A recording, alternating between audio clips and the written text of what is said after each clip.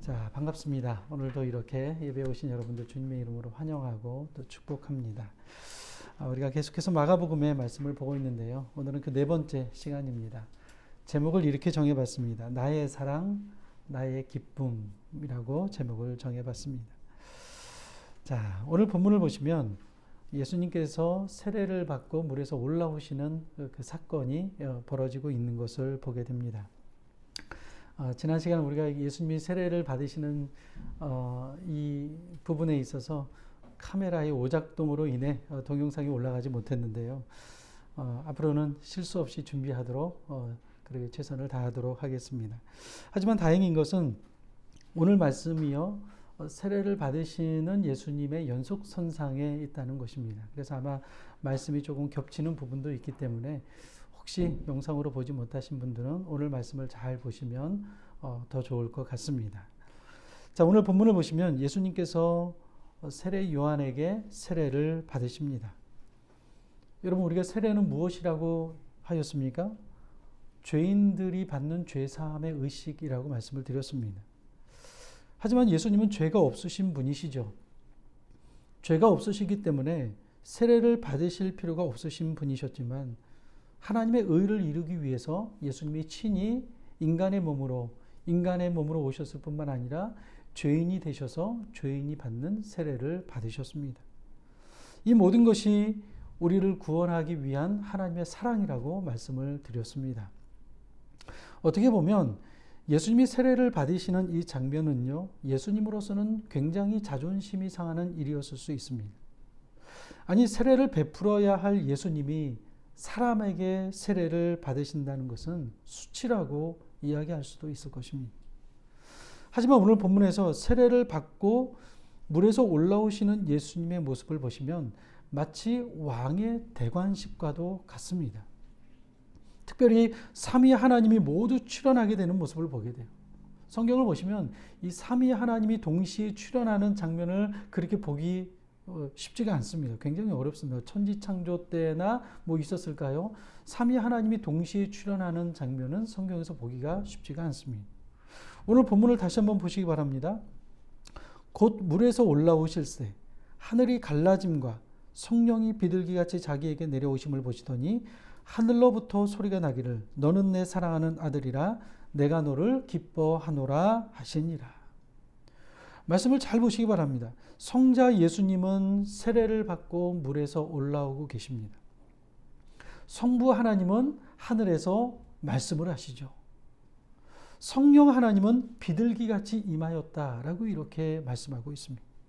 이 짧은 구절이지만 성부와 성자와 성령 삼위의 하나님이 모두가 다 등장하고 있는 것을 보게 되죠. 이것을 볼 때 예수님께서 세례를 받으시는 것은요, 단순한 사건이 아니었다는 거예요. 삼위 하나님이 함께 하셔야만 했던 매우 중요한 사건이었다는 것이죠. 왜냐하면 이것이 바로 예수님의 사역을 공개적으로 인정하는 시간이었기 때문에 그래요. 삼위 하나님에 의해서 성자이신 예수님의 사역을 공식적으로 인정하는 바로 의식과도 같은 것이 바로 예수님이 세례를 받고 올라오는 이 장면 가운데 나타나게 되었다는 것입니다. 그러면 예수님께서 세례를 받고 물에서 올라오실 때 어떤 일이 일어났습니까? 오늘 말씀을 보시면 두 가지 일이 일어납니다. 하나는 예수님께서 본 것이고요. 또 다른 하나는 예수님께서 들으신 것입니다. 먼저 예수님께서 본 것은 무엇입니까? 첫 번째는요, 하늘이 갈라졌다고 말씀을 하시죠. 10절을 보십시오. 곧 물에서 올라오실새 하늘이 갈라짐과 성령이 비둘기같이 자기에게 내려오심을 보시더니, 물에서 올라오실 때 첫 번째로 예수님이 보셨던 것은요, 하늘이 갈라지는 현상을 보셨던 것입니다. 여기서 하늘이 갈라졌다는 말은 진짜 하늘이 갈라진 것이 아니라 은유적인 표현인 것이죠. 당시 히브리 사람들은요, 하늘은 인간이 도달할 수 없는 비밀스러운 영역이었다고 생각을 했습니다. 그것은 인간이 갈 수 없는 오직 하나님만이 거하시는 매우 은밀하고도 비밀한 장소였던 것입니다. 때문에 하늘과 땅 사이에는 보이지 않지만 거대한 장벽이 놓여 있다고 히브리 사람들은 생각을 했습니다. 그런데 이 하늘이 갈라졌다는 것은 이들이 생각하고 있는 하늘과 땅 사이를 지탱하고 있는 이 거대한 장벽이 무너진 것입니다. 그러니까 예수님이 이 땅에 내려오셔서 세례를 받으심으로 하늘과 땅의 경계가 허물어진 것이고 하나님이 친히 이 세상에 임하였다는 사실을 이 하늘이 갈라졌다는 이 은유적인 표현을 통하여서 우리에게 들려주고 있는 것이죠. 이것을 예수님이 보신 것입니다. 두 번째는 성령이 비둘기같이 자기에게 내려오심을 보았다고 하죠. 여기서 한 가지 궁금한 것이 있습니다. 왜 비둘기같이 성령이 임하였다라고 말하고 있는 것입니까? 왜 하필이면 비둘기입니까? 아니 기왕이면 비둘기가 아니라 힘 있는 독수리가 임하였다라고 말하면 뭐 훨씬 더 박진감 넘치고 뭐 그럴듯해 보이지 않습니까? 당시 이스라엘 백성들은요 로마의 지배를 받고 있었습니다. 때문에 백성들은 이 로마로부터 해방될 날만을 손꼽아 기다리고 있었습니다. 그래서 이들이 기다리고 있었던 메시아는 마치 다윗과 같이 힘있게 다가와서 무력으로 힘으로 로마를 물리치고 우리를 해방시킬 것이다라고 하는 그런 기대감을 가지고 메시아를 기다리고 있었습니다. 그렇기 때문에 성령이 임하실 때 비둘기가 아니라 독수리같이 힘있는 모습으로 임하였다면 메시아로 오신 예수님의 입지는 훨씬 더 탄탄해졌을 것입니다. 하지만 그렇지 않았습니다. 성령이 비둘기같이 예수님에게 임하였다고 말씀하고 있습니다. 그 이유가 무엇이겠습니까? 여러분 이것은요 앞으로 예수님의 사역이 어떠할 것인가를 우리에게 보여주고 있는 거예요. 다시 말하면 예수님의 사역은 힘과 권력과 폭력과 투쟁이 아닌 평화의 방식으로 예수님의 사역이 이루어질 것이라는 사실을 보여주고 있는 것입니다. 비둘기는 평화의 상징이죠. 실제로 예수님이 이 땅에서 성령과 함께 하신 사역들을 한번 생각해 보시기 바랍니다. 가난한 자를 가까이 하시고 병든 자를 고쳐주셨습니다. 사람들이 가지 않는 곳에 가셨고 인종의 장벽과 신분의 장벽을 무너뜨리셨습니다. 그리고 그 마지막은 십자가였습니다. 예수님은 자신을 십자가에 못 박는 이들에게 저항하지 않으셨고 마침내 십자가에 매달려 물과 피를 다 쏟으시며 죽으셨습니다. 한 번도 이 세상에 계시는 동안 공생의 기간 동안 한 번도 힘이나 위력을 사용하신 적이 없어요. 그렇게 평화의 방식으로 이 땅에 오셔서 사역을 하셨고 우리의 구원을 이루셨습니다. 예수님은 평화의 왕으로 이 땅에 오셨습니다. 그러니까 성령이 비둘기같이 임하였다는 것은 예수님이 이 땅에서 행하실 그 사역이 어떠할 것인가를 우리에게 암시해 주고 있는 부분이라고 할 수가 있는 것이죠. 갈라디아서 5장 22절 23절을 보시면 성령의 9가지 열매가 나옵니다. 오직 성령의 열매는 사랑과 희락과 화평과 오래 참음과 자비와 양성과 충성과 온유와 절제니 이 같은 것을 금지할 법이 없느니라. 그런데 여러분 공생의 기간 동안 이 땅에서 사역하신 예수님의 모습을 보시기 바랍니다. 그 예수님 안에 이 성령의 9가지 열매가 고스란히 드러나고 있는 것을 보게 돼요. 성령의 9가지 열매를 확인하려면 예수님의 사역을 따라가 보면 성령의 9가지 열매가 어떻게 맺혔는가를 우리는 확인할 수가 있게 돼요. 이 시간에 일일이 다 설명하기에는 시간이 부족하기 때문에 다음에 하도록 하고요. 아무튼 이 땅에서 사역해 나가시는 예수님의 모습은 평화의 왕으로 이 땅에 오신 성령의 열매가 맺히는 삶을 살아가셨던 것을 우리에게 보여주고 있습니다. 사랑하는 여러분, 예수님에게 임하였던 성령이 오늘 우리가 이 시간 예배를 드리고 있는 우리에게도 이미 임한 줄로 믿습니다. 오늘 우리가 이 자리에서 예배를 드리는 것도 하나님을 아버지라 부르며 그리스도의 증인으로 살아가는 것도 성령이 우리와 함께하고 있다는 증거인 것이죠. 그렇다면 예수님께서 그러하셨던 것처럼 우리도 이 땅을 살아가면서 평화의 삶을 살아가야 할 것입니다. 하나님을 믿는 사람들이 해야 하는 가장 중요한 일은 바로 평화입니다. 내가 있는 곳에 평화가 이루어져야 합니다. 예수님은 마태복음 5장 9절에서 이렇게 말씀을 하시죠. 화평하게 하는 자는 복이 있나니 그들이 하나님의 아들이라 일컬음을 받을 것이며. 사랑하는 여러분, 예수님이 성령과 함께 하심으로 평화의 삶을 살아가셨던 것처럼 우리의 삶도 성령과 함께하는 삶이 되기를 바랍니다. 지난 시간 말씀드린 것 같이 우리는 구원받은 것으로 모든 것이 끝나는 것이 아니에요. 구원은 무엇이라고요? 시작에 불과하다고 말씀을 드렸습니다. 중요한 것은 영적인 성장을 우리가 이루어야 하는데, 예수님을 믿고 시간이 지나갈수록 우리의 삶 가운데서 영적인 성장을 이루어야 하는데, 우리가 이루어야 할 영적인 성장의 모습이 바로 예수님께서 이 땅에서 우리에게 보여주셨던 성령의 열매가 맺히는 그런 평화의 삶을 우리가 살아가야 할 줄로 믿습니다.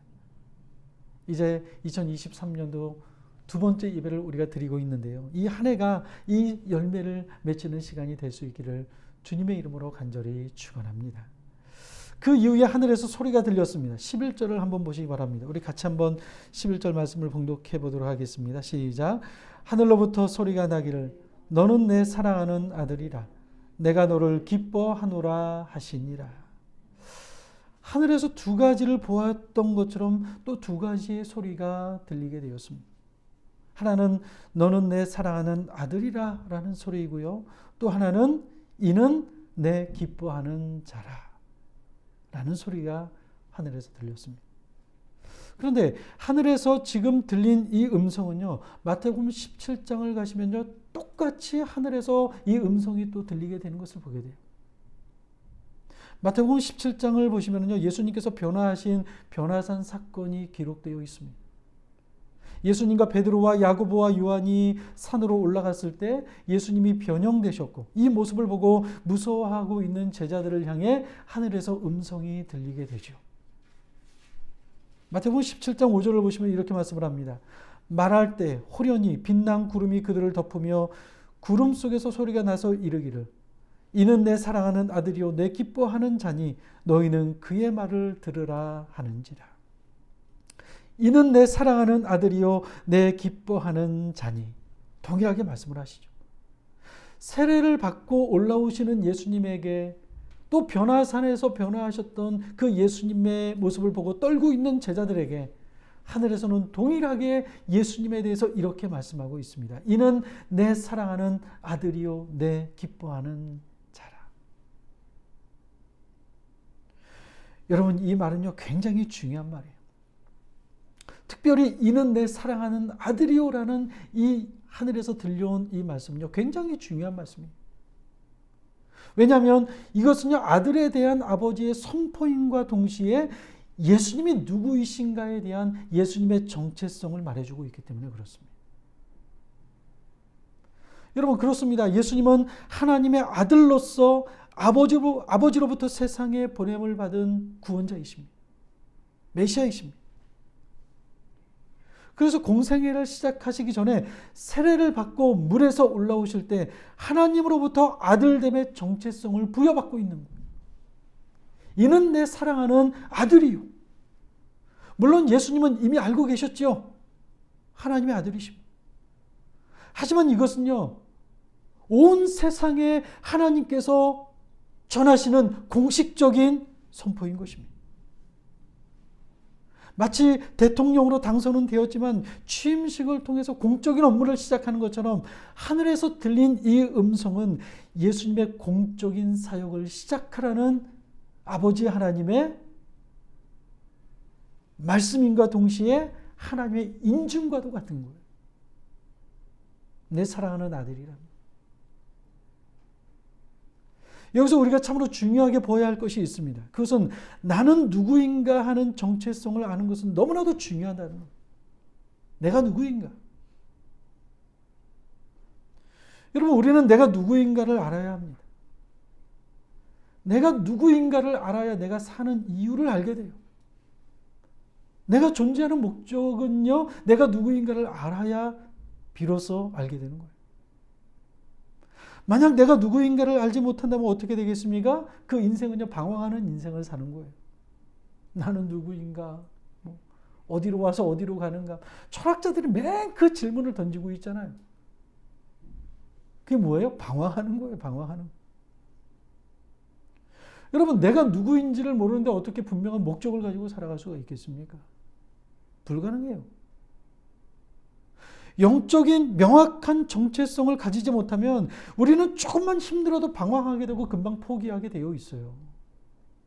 내가 누구인가를 모르기 때문에. 하지만 내가 누구인가를 알게 되면 달라요. 내가 누구인가를 알게 되면요, 아무리 힘들어도요, 견뎌내고 이길 수가 있어요. 왜냐하면 감당해야 될 분명한 목적과 이유가 있기 때문에 그래요. 아주 험악한 선교지에 가서 복음을 전하는 선교사들이 있어요. 얼마든지 이 땅에서 안락하게 살아갈 수 있음에도 불구하고 그 모든 것들을 다 포기하고 정말로 험한 곳에 가서 복음을 전하는 선교사들이 있습니다. 가끔씩 그런 생각 안 합니까? 어떻게 그 어려운 환경에 가서 그 모든 것들을 포기하고 선교를 할 수 있을까? 여러분, 가끔 그런 생각 들지 않아요? 여러분, 그들이 아무리 힘들고 어려워도 그곳에서 선교를 할 수 있는 목적은 무엇입니까? 아무리 힘들고 어려워도 내가 누구인가에 대한 나에 대한 정체성을 분명히 알고 있기 때문에 가능한 거예요. 여러분, 이 정체성이 없이 선교를 하시는 분들은요, 조금만 힘들고 어려우면 금방 포기하고 돌아와요. 그런 사람들도 많아요. 그러니까 마음을 굳게 먹고 내가 선교지에 가서 사역을 할 거야 하면서 선교를 갔는데 가서 힘들고 어려우니까 내가 누구인지 모르는 거예요. 포기하는 거예요. 내가 왜 여기 있지? 하면서 그 안락함을 다 포기하고 내가 왜 여기 있지? 왜요? 선교사로서의 분명한 정체성을 가지고 있지 못하기 때문에 그래요. 여러분, 이 정체성은요, 그리스도인들에게 매우 중요한 주제예요. 나는 과연 내가 누구인가에 대한 정체성을 가지고 있는가는요, 정말 중요한 주제예요. 예수님은 인류를 구원하기 위해 하나님으로부터 보냄을 받은 하나님의 사랑하는 아들이셨습니다. 오늘 하나님께서 공식적으로 예수님의 정체성이 무엇인가를 말씀해 주시죠. 여러분, 왜 세례를 받으시면서 하나님께서 예수님에게 이 정체성을 말씀하시느냐? 물론 이것을 말씀 안 하셔도 예수님은 모든 사역을 다 감당하실 수 있으셨겠지만 예수님의 삶을 한번 보시기 바랍니다. 예수님은요, 공생의 기간 동안 많은 배척을 받으셨어요. 사람들로부터 오해를 받기도 하고 멸시와 천대를 당하기도 하셨습니다. 광야에서 금식하며 기도하실 때 사단이 와서 예수님을 시험했던 것은 무엇입니까? 다른 게 아니에요. 정체성을 가지고 예수님을 시험했죠. 내가 만일 하나님의 아들이거든.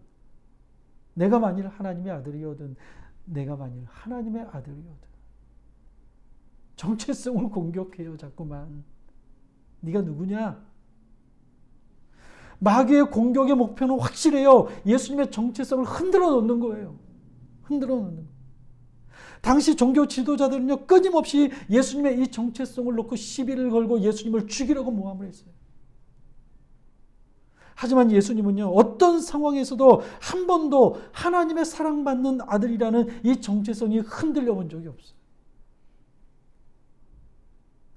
그렇기 때문에 마지막까지 십자가에서 아버지 하나님의 그 뜻을 이룰 수 있었던 이유는 내가 하나님의 사랑받는 아들이라는 이 정체성을 흔들리지 않고 가지고 있었기 때문에 감당할 수가 있으셨던 것입니다. 사랑하는 여러분, 우리는 내가 누구인가에 대한 정체성을 분명히 알아야 됩니다. 여기서 흔들리면 안 돼요. 드라마나 연속곡을 보면 뻔한 스토리이긴 하지만 유전자 검사를 통해서 숨겨진 출생의 비밀이 뒤늦게 발견되고 온통 난리가 나는 것을 보게 돼요. 재밌지요. 이 반전이 일어나니까.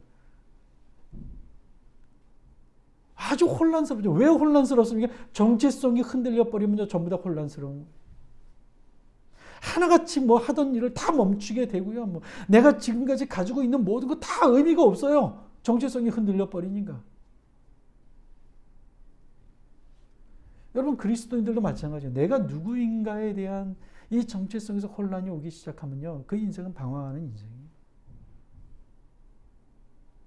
사랑하는 여러분, 우리는 믿음으로 얻은 우리의 정체성이 있어요. 그것은 바로 하나님의 자녀라는 것입니다. 요한복음 1장 12절 보시면 이렇게 말씀을 하죠. 영접하는 자, 곧 그 이름을 믿는 자들에게는 하나님의 자녀가 되는 권세를 주셨으니.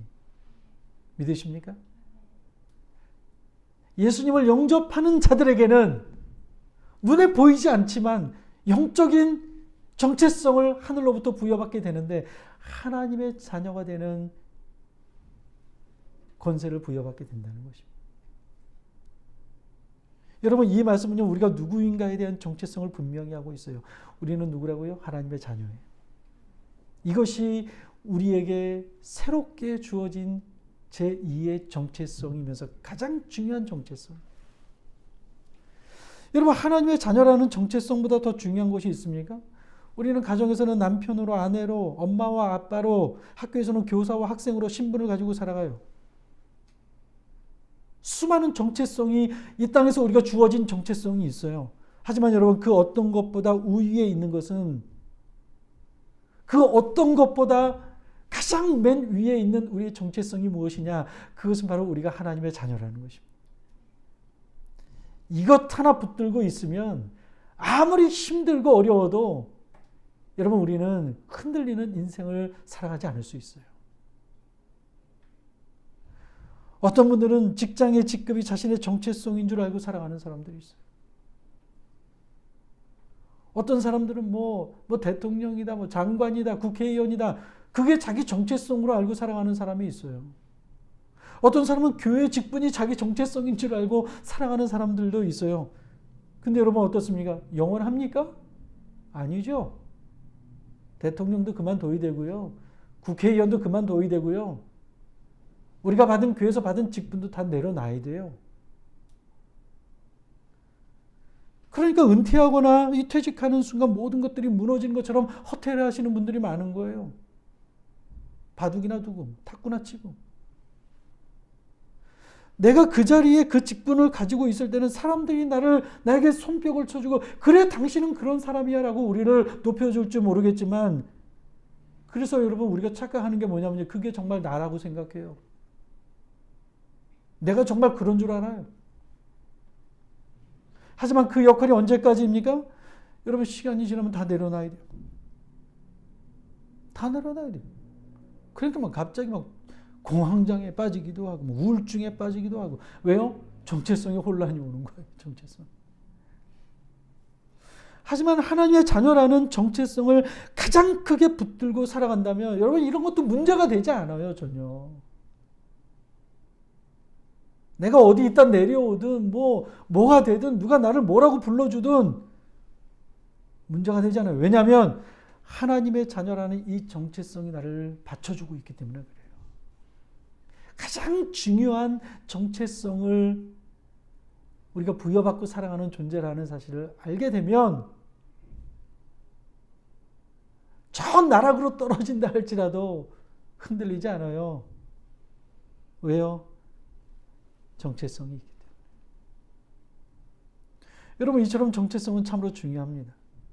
예수님이 공생애 동안 사람들로부터 미움을 당하고 배척을 받아도 꿋꿋하게 그 사역을 감당할 수 있게 만든 힘은 여러분 오늘 아버지로부터 공식적으로 부여받은 아들로서의 정체성을 가지고 있었기 때문에 그런 것이.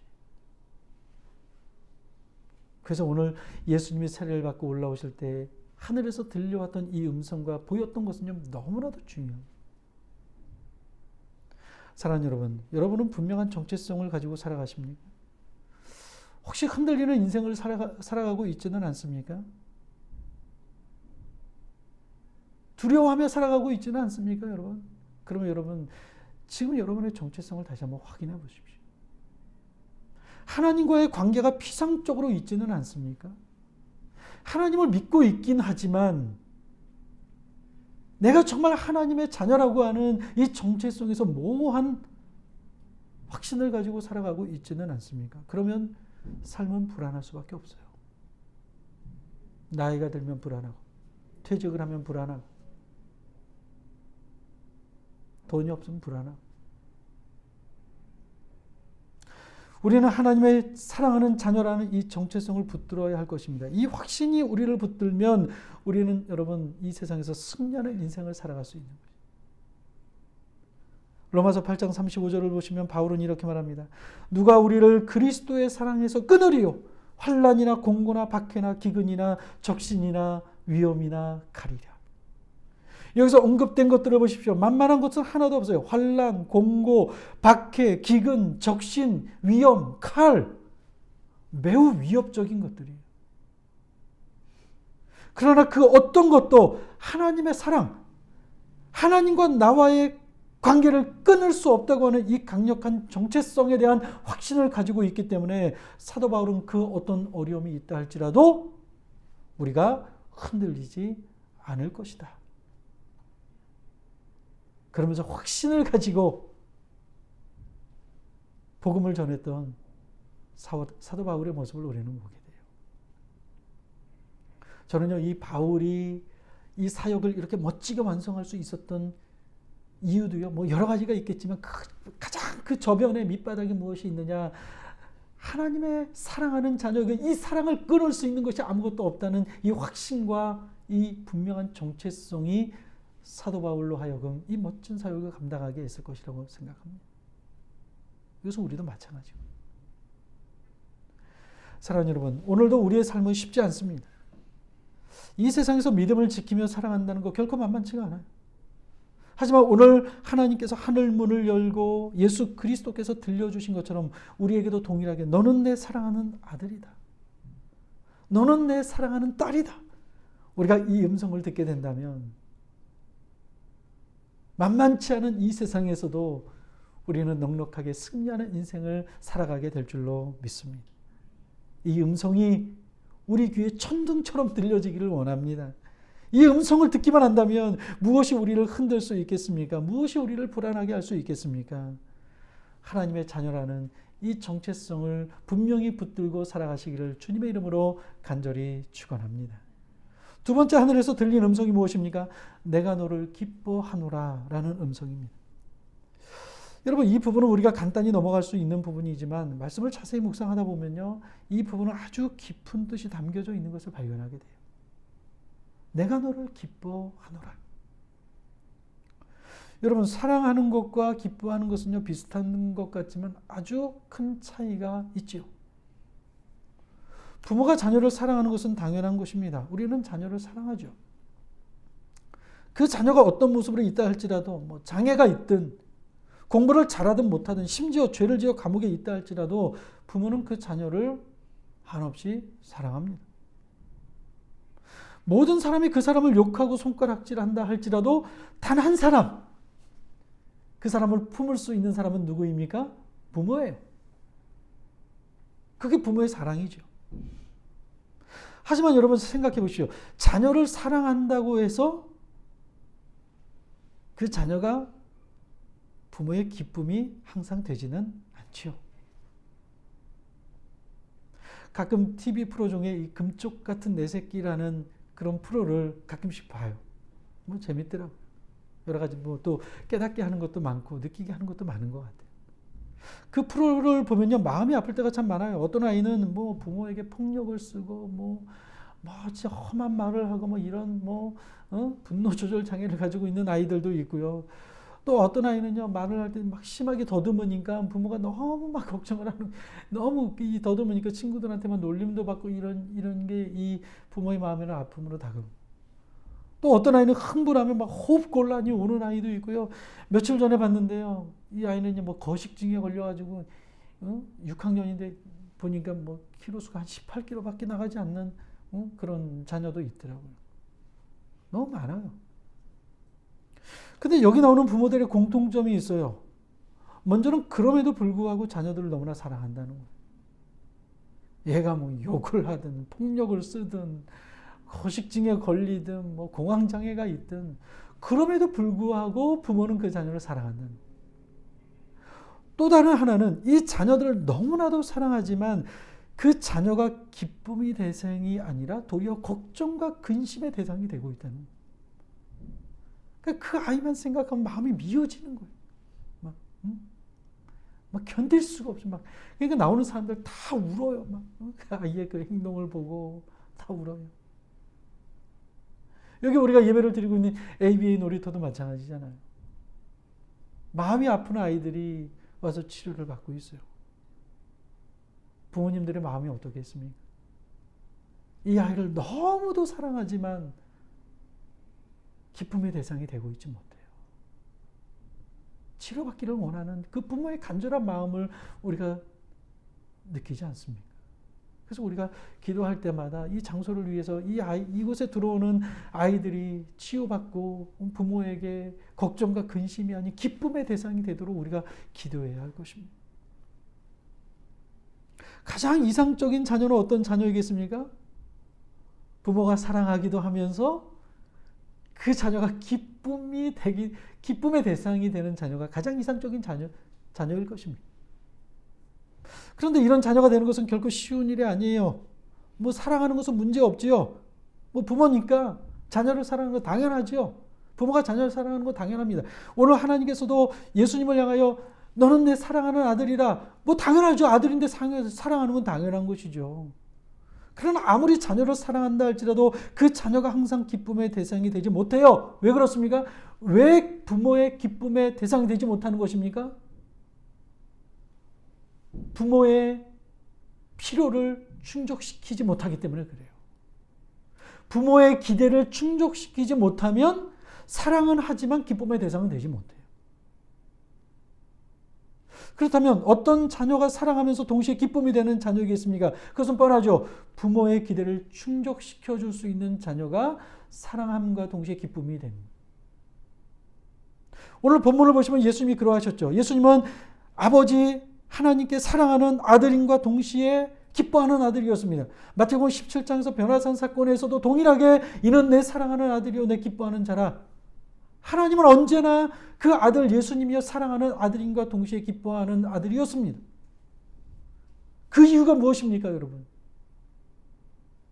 왜 예수님은 언제나 하나님의 사랑하는 아들인과 동시에 기뻐하는 아들이었습니까? 예수님은요, 하나님의 말씀에 하나도 어기지 않고 그 말씀을 순종으로 그 사역을 이루셨기 때문에 그래요. 지금 세례를 받고 물에서 올라오시는 예수님의 모습을 보시기 바랍니다. 하나님의 아들이신 예수님이 하나님의 뜻을 이루기 위해 낮고 낮은 이 땅에 오셨고 죄가 없음에도 불구하고 죄인들이 받아야 하는 하나님이신 그분이 사람에게 세례를 받고 있어요. 왜요? 아버지의 뜻을 이루기 위해서. 그리고 그 마지막은 어디까지입니까? 십자가에 매달려 물과 피를 다 쏟으시며 인류의 죄를 짊어지시고 고통 가운데 죽으셨습니다. 예수님은요, 하나도 아버지의 말씀에 거절하지 않으시고 모든 것들을 다 순종하셨어요.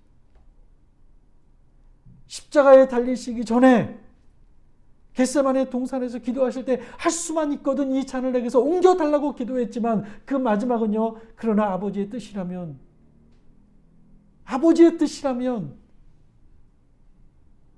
순종하겠습니다. 그러니 어찌 예수님이 사랑하는 아들인과 동시에 기뻐하는 아들이 되지 않을 수가 있었겠습니까? 사랑하는 여러분, 우리는 하나님이 사랑하시는 자녀임은 분명해요. 저도 그렇고 여러분도 그렇고 이 방송을 들으시는 모든 분들 하나님이 여러분들 분명히 사랑하십니다. 믿으십니까? 얼마나 사랑하는지 아세요? 그 아들을 이 땅에 보내셔서 십자가에 매달리게 하실 만큼 우리를 사랑하세요. 요한복음 3장 16절은 이렇게 말씀하죠. 하나님이 세상을 이처럼 사랑하사 독생자를 주셨으니. 여기서 이 세상은 이라는 곳에요, 내 이름을 집어넣으면 돼요. 나를 위해서 독생자를 주셨어요. 로마서 5장 8절은 이렇게 말씀합니다. 우리가 아직 죄인 되었을 때 그리스도께서 우리를 위하여 죽으심으로 하나님께서 우리에 대한 자기의 사랑을 확증하셨느니라. 확증하셨느니라. 우리를 사랑하시는 것은 너무나도 분명해요. 이것은 초의 의심도 없어요. 너무나 사랑하십니다. 우리는 그렇게 귀한 존재들이에요. 하나님 앞에. 그러나 여러분 한번 질문해 보시기 바랍니다. 나는 지금 하나님의 기쁨이 되고 있는가? 나는 지금 하나님의 기쁨이 되고 있는가? 과연 지금 내 이 모습을 보시고 하나님이 기뻐하실까? 여러분 어떻습니까? 누구도 자신 있게 나는 하나님의 기쁨이 되고 있습니다라고 말할 수 있는 사람은 없을 것입니다. 하지만 사랑하는 여러분, 우리는 이 땅을 살아가면서 하나님의 사랑받는 자녀라는 확신을 갖는 것도 중요하지만 그것 못지않게 중요한 것은요, 내가 이 땅을 살아가면서 하나님의 기쁨이 되기 위해서 하나님 말씀에 순종하는 삶을 살아가는 것, 너무나 중요합니다. 하나님은 우리가 성공했기 때문에 기뻐하지 않으실 것입니다. 이거 우리도 마찬가지죠. 어떤 부모는 자녀가 성공했는데 도무지 기뻐하지 않아요. 아니, 자녀가 성공했으면 기뻐해야지요. 물론 성공했다는 것은 참으로 기쁜 일이지만 부모에게는요, 그것보다 우선인 것이 있다는 거예요. 먼저 부모가 원하는 자녀가 되기를 원하는 거죠. 성공한 것보다. 하나님은 우리가 성공했기 때문이 아니라 우리가 말씀대로 살아가는 모습을 보면서 우리를 기뻐하실 것입니다. 돈을 많이 벌었기 때문이 아니라 손해를 보고 사람들에게 욕을 먹더라도 의롭게 사는 것 때문에 하나님은 기뻐하실 것입니다. 우리가 화려한 모습이 아니라 정직하고 바르게 그리스도인답게 사는 모습 때문에 하나님은 우리를 기뻐하실 것입니다. 그런데 이런 모습이 우리에게 있느냐라는 거예요. 하나님이 기뻐하실 만한 행동과 말과 태도와 뭐 그런 건덕지가 있냐라는 거예요. 사랑하는 여러분, 한 해를 새롭게 시작했습니다. 이 한 해가 우리가 하나님의 사랑을 풍성히 누릴 수 있는 시간이 되기를 원합니다. 동시에 우리의 모습이 하나님의 걱정과 근심이 아닌 하나님의 기쁨이 되기를 원합니다. 분명히 그런 사람이 있어요. 제가 될 수도 있고 여러분도 될 수 있어요. 우리는 나를 사랑하시는데 하나님이 나를 볼 때는 야, 넌 걱정이다. 넌 좀 근심이다. 어? 왜 이렇게 마음을 아프게 하니? 어? 좀 내려놔라. 욕심도 내려놓고 좀. 어? 하나님의 기쁨이 되는 것은요, 여러분 복잡하거나 어렵지 않아요. 오늘 예수님처럼 말씀에 순종하는 삶을 살면 되는 거예요. 복잡하지 않아요. 뭐 수학 공식을 외워야 되는 것도 아니고 영어 단어를 외워야 되는 것도 아니에요. 요나처럼 말씀에 반항하지 않고 예수님처럼 바울처럼 어떤 명령이든 하나님의 명령이 항상 옳다는 것을 인정하고 때로는 나에게 손해가 오기도 하고 사람들로부터 욕을 먹고 손가락질을 당한다 할지라도 하나님의 말씀에 순종하며 사는 삶. 여러분 이것이 바로 하나님이 기뻐하시는 자녀의 삶의 모습인 것입니다. 우리가 이런 삶을 살 때 분명 하늘에서 이렇게 말씀하실 거예요. 너는 내 사랑하는 아들이요. 너는 내 기뻐하는 아들이다. 나의 사랑, 나의 기쁨. 우리에게 하나님이 이렇게 말씀하신다면 얼마나 좋겠습니까? 근데 반대로 나의 사랑, 나의 걱정. 여러분 어떻습니까, 여러분? 아, 이거는 참 걱정이죠. 네. 여러분 생각해 보십시오. 하나님의 기쁨이 된다면 하나님께서 우리에게 필요한 것들 채워주시지 않겠습니까? 하나님이 여러분들 굶기시겠습니까? 한번 생각해 보십시오. 전능하신 하나님이시고 무소부재하시고 모든 능력에 한이 없으신 하나님이 하나님의 기쁨이 되는 삶을 살아가게 되면 하나라도 더 주고 싶겠죠. 뭐든지. 저는 그렇게 믿습니다. 서로 그렇지 않다 할지라도 우리가 주님 앞에 서게 되었을 때 우리의 모습을 보시고 얼마나 기뻐하시겠습니까? 사랑하는 여러분, 2023년도 우리가 하나님의 사랑받는 자녀인과 동시에 하나님의 기쁨이 되는 우리 모두가 되기를 주님의 이름으로 간절히 축원합니다. 기도하겠습니다.